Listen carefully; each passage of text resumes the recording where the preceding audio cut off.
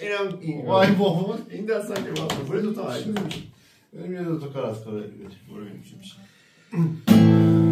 اون دوتا مست چشات داره خوابم میکنه، ذره ذره اون نگات داره آرام میکنه، داره میمیره دلم واسه مخمل نگات، همه رنگی رو شناختم من با اون رنگ چشم.